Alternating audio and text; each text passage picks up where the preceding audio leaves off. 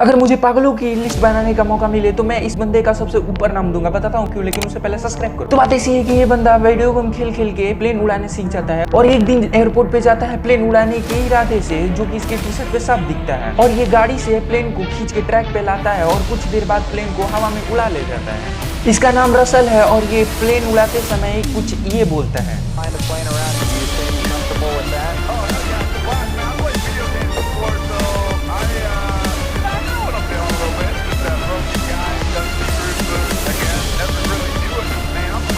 और इसके कारण वहाँ की सारी प्लेन की उड़ान रद्द कर दी जाती है।